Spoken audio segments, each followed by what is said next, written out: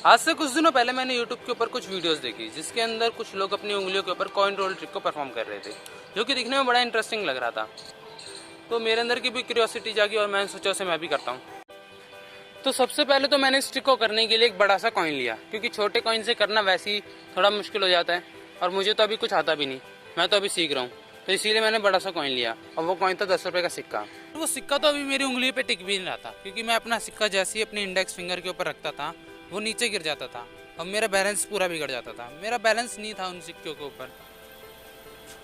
तो मैंने उसे स्टार्ट किया अपने इंडेक्स और मिडिल फिंगर के बीच में रख के, क्योंकि मेरी उंगली के ऊपर तो कॉइन टिक नहीं रहा था। और फिर मैं सोचा कि इंडेक्स और मिडिल फिंगर के बीच में अगर कॉइन रख के स्टार्ट करूँ तो शायद हो जाएगा, पर वो नहीं हो पा रहा था। क्योंकि उस चीज़ में मेरे को एक चीज़ पता ली कि हमारा कॉइन जितना आगे बढ़ता है उसको उतनी ज़्यादा प्रॉब्लम फेस करनी पड़ती है। जैसे ही मैं अपने कॉइन को मिडिल फिंगर से आगे लेके जाता था, रिंग फिंगर या पिंकी फिंगर की ओर, तो फिर मेरी उंगली एक वियर्ड पोजीशन में मुड़ जाती थी। मेरी उंगलियों के ऊपर मेरा कंट्रोल बनता ही नहीं था। और इसके साथ साथ एक और चीज़ जो मैंने नोटिस की वो ये था कि हमारा जो अंगूठा होता है वो हमारी उंगलियों को बहुत ज़्यादा हेल्प प्रोवाइड करता है। क्योंकि जैसे ही मेरा कॉइन आगे नहीं बढ़ रहा था, उसे कोई भी प्रॉब्लम फेस हो रही थी, तो फिर हमारा अंगूठा उस कॉइन को उंगलियों के नीचे से मदद करते हुए उसे आगे की तरफ धकेल रहा था, ताकि कॉइन हमारी उंगलियों तक पहुँच पाए।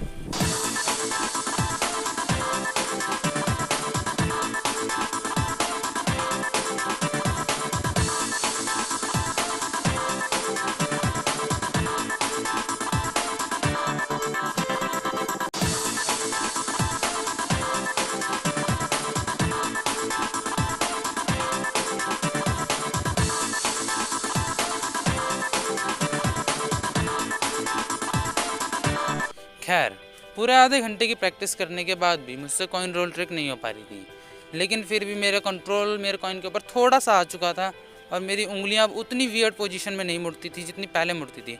मुड़ती अभी भी थी लेकिन अब कम थी, और मेरा कॉइन के ऊपर भी हल्का फुल्का कंट्रोल हो ही गया था। लेकिन जो मुझे सबसे ज़्यादा प्रॉब्लम आई थी वो थी मेरी रिंग फिंगर और छोटी उंगली की तरफ से, क्योंकि वो मेरे कॉइन को कैच ही नहीं कर पाती थी। तो इस बात से मैं इरिटेट हो गया और फिर मैंने पूरे 4 घंटे का ब्रेक लिया। और इस बीच मैंने बहुत सारी ऐसी वीडियोस देखी जो मुझे कॉइन रोल ट्रिक में मदद प्रोवाइड करा सकती थी, जिन्होंने एक्चुअली मेरी मदद की।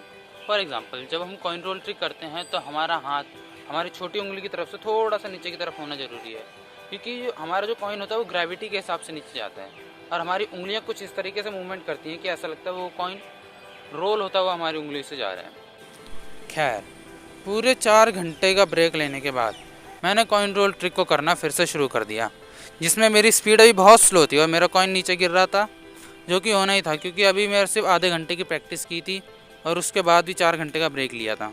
तो जैसा जैसा मैंने वीडियोस में देखा था, 4 घंटे के ब्रेक के दौरान मैंने वैसे वैसे कॉइन को पकड़ना चालू कर दिया। अपने हाथ को थोड़ा सा नीचे की तरफ रखा, छोटी उंगली की तरफ से, और फिर कॉइन रोल ट्रिक को करना शुरू कर दिया।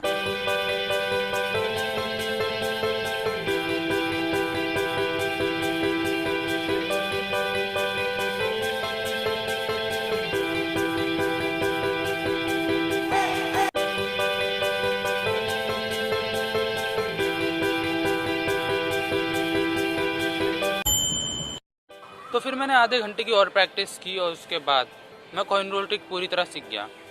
फॉर एग्जांपल, हमारा हाथ उंगलियों से थोड़ा सा नीचे की तरफ, हमारी नज़रें पूरी कॉइन के ऊपर, और फिर चलते रहो लाइक दिस।